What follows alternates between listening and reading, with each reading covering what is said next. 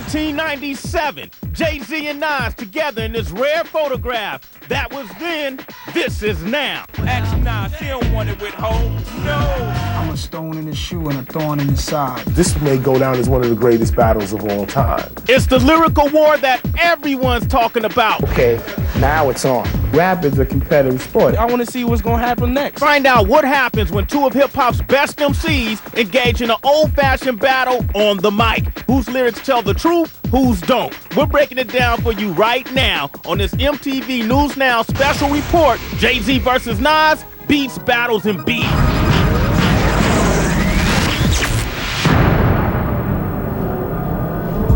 Hey, what's up, world? I'm Sway, and this is what people love about hip-hop. It's the bravado-fueled tradition of MCs battling it out with words. It's been a part of the tradition of hip-hop since day one, and it's what helps sets rap apart from other forms of music. So whether you're a hip-hopper, a sports fan, or a pro wrestling fan, everybody loves a good grudge match. And for the next half an hour, we're going to take a look at one that's turning out to be a classic. Now, since September the 11th, New York has been in a pretty strange place. And now there's finally signs that everything is getting back to normal. People are free to feud again, like the war of words between two of the city's biggest music stars, the king of Brooklyn's Marcy Projects, Jay-Z, versus the poet of Queensbridge, Nas. Now, it's a battle that's the latest in the tried and true tradition of hip-hop, and as you're about to see, as competition often does, it brought out the best lyrically between Nas and Jay-Z. It's an ill lyrically war right now. I think Jay on top right now. I'd like to hear some more. Eat the joint. He straight killed Jay-Z on that one. Hold up, just how did this legendary battle erupt? The fuse was lit at New York's radio station Hot 97's 2001 Summer Jam. The long-festering rivalry between Jay-Z's Rockefeller camp and QB's finest blew up on stage when Jay debuted The Takeover. He starts doing the takeover. No one knew what that song was, all right? He does the first verse, The Takeover. You hear the background, the little Jim Morrison Doors sample. Come on! Dum, dum, ba-dum, dum. Everyone's like, okay, but they're listening to him. I don't care if you mob deep, I hold cruise. You little I got money stacks bigger than you. He had the verse that dissed Prodigy, so he said that verse and tried to clown him, and the crowd loved it.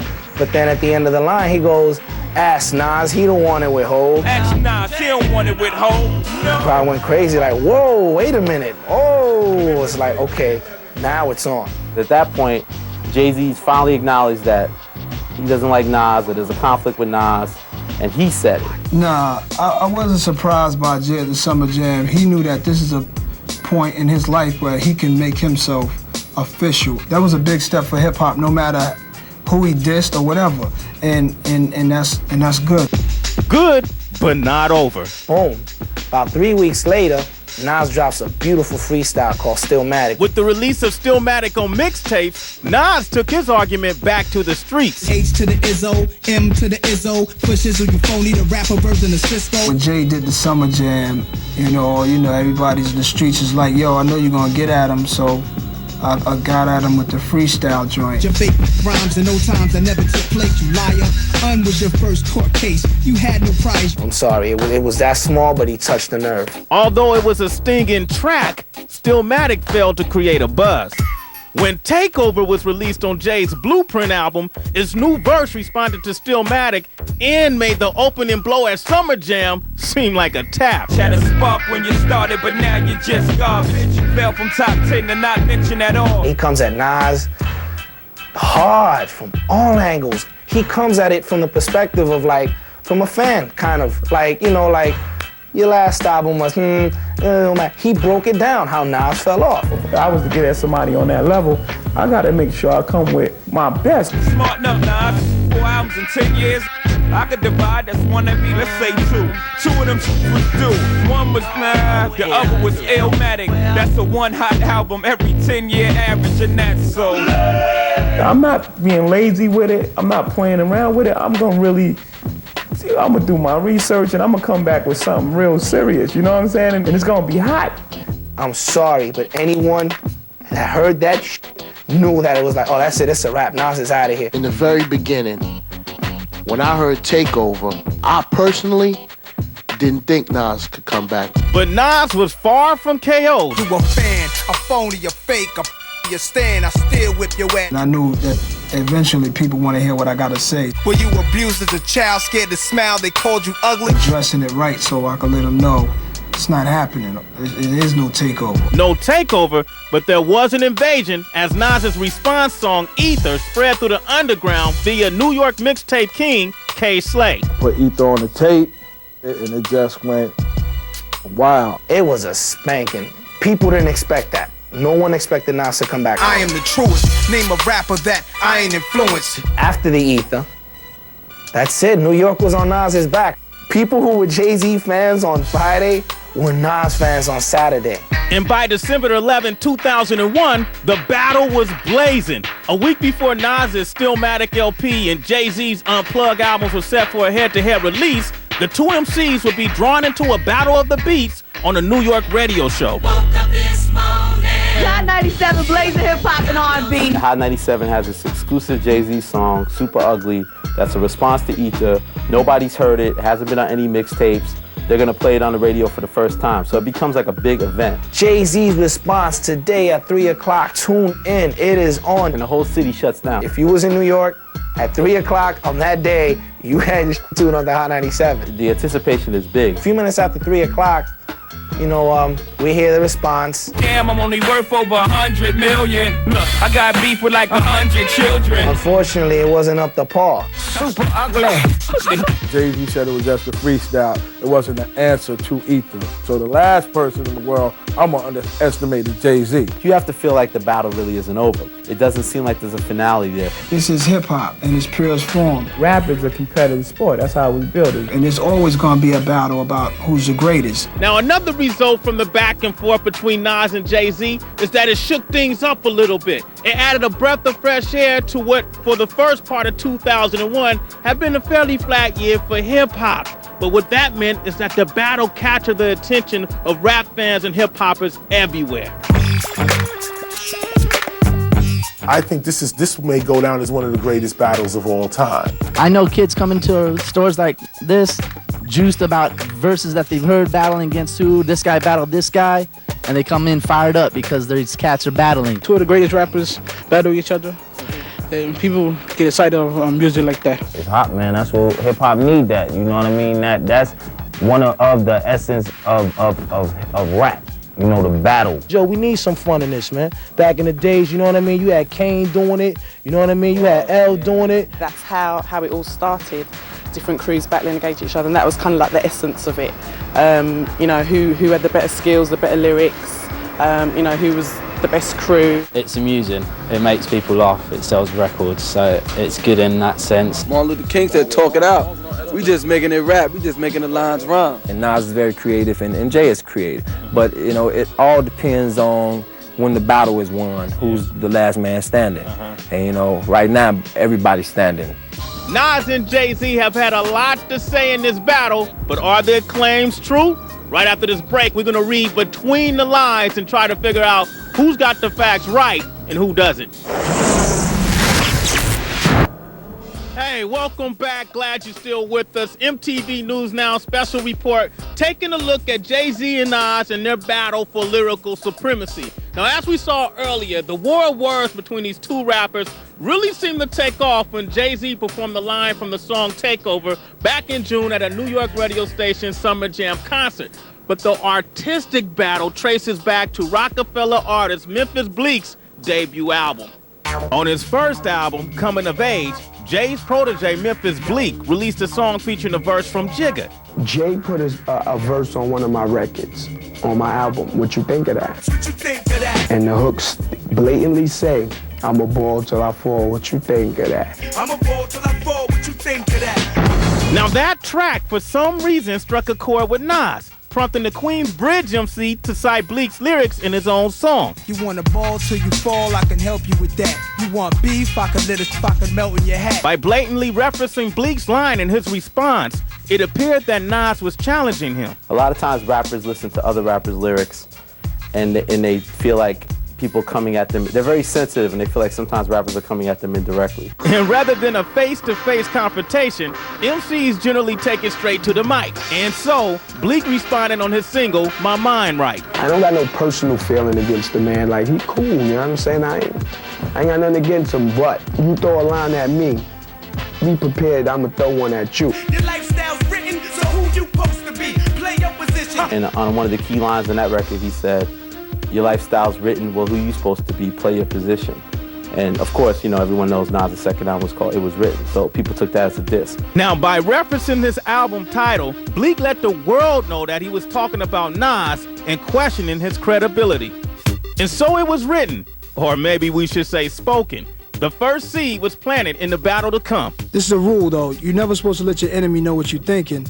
And they did just the opposite, so now I know what they're thinking about, and it's cool. While Nas's rules may seem like they were lifted from the Art of War manual, the N to the A to the SIR soon let Bleek know exactly what he was thinking. The outcome? A sly line on his Queensbridge Finest compilation album. Oh, you didn't want to know whose life was written, the life I'm living, the ice the women. Oh, you didn't was Nas's way of coyly dismissing newcomer Memphis Bleek's attack on the veteran MC's image.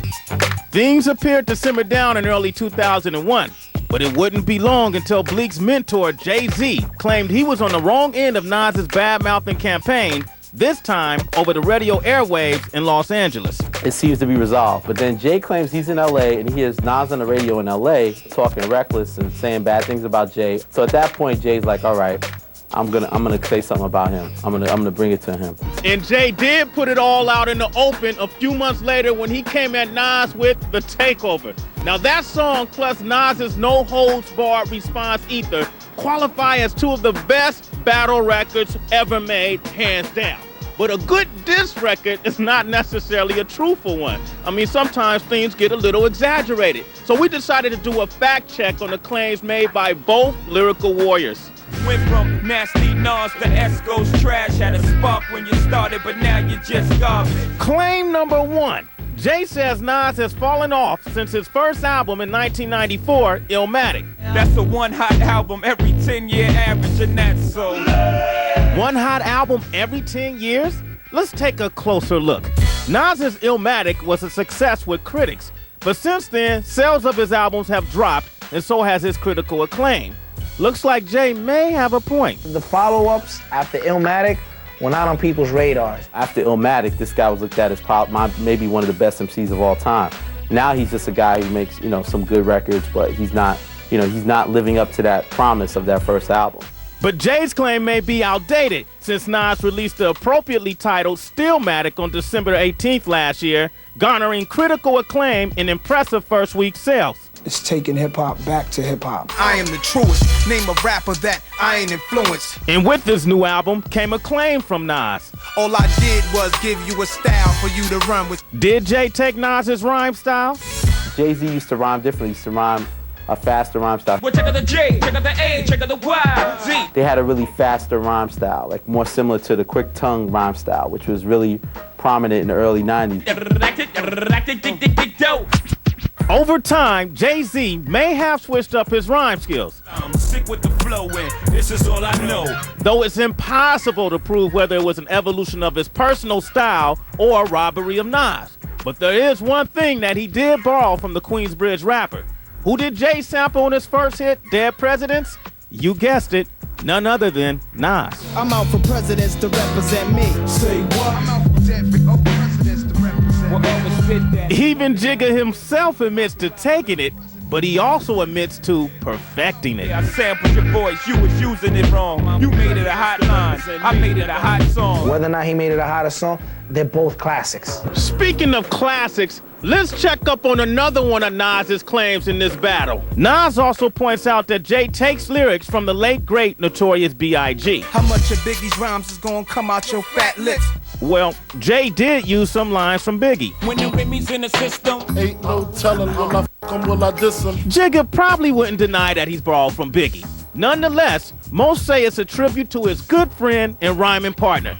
But there are some claims Jay is a little more reluctant to take credit for. You 36 in a karate class, you Tybo. Though we're not sure if Jay takes Tybo, he does claim to be younger than 36 years old. So this time, Nas scores points for humor. But as any battle MC knows, the truth is what really hurts. You want to try to be factual because fact is more of a punch than something that can be just written off as a joke. Well, whoever side you decide to take in this battle, it has shaped up to be one for the record books, but there have been plenty of others. Right after this break, we'll take a look at rap's biggest and best rhyming battles and consider where this war of words might be headed.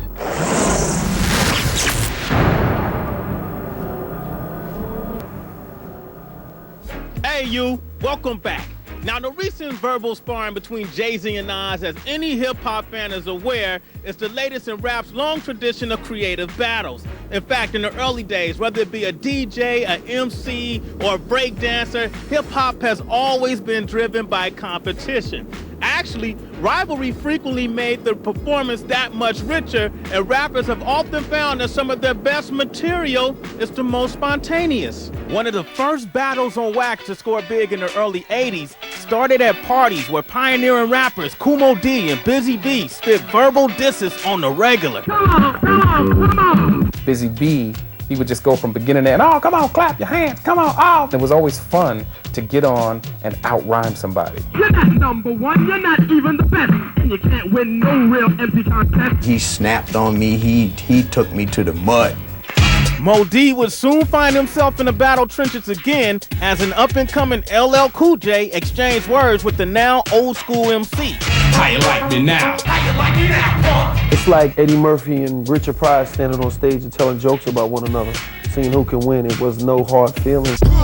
For LL, success in the lyrical ring meant having to defend the title. Subsequent verbal sparring with Ice-T and Hammer proved to be minor compared to a challenge later in his career from freestyle star Cannabis. Fans tuned in like it was a championship bout, and the newcomer was going for no less than a knockout. Now watch me rip the tap from your arm, kick you in the groin, stick you for your Vanguard award in front of your mom, your first, second, and third bomb.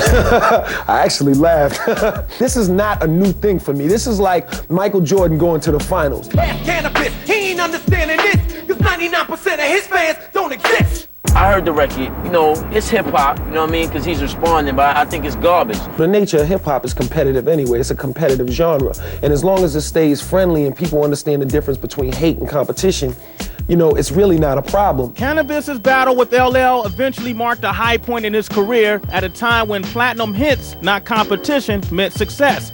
But back in the day, before rap went pop, battles were the best way for rappers to shine, as witnessed by the classic rivalry between Queens MC Shan and the Bronx KRS-One.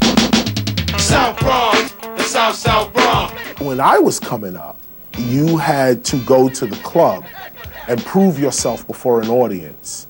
And sometimes in proving yourself, you was challenged.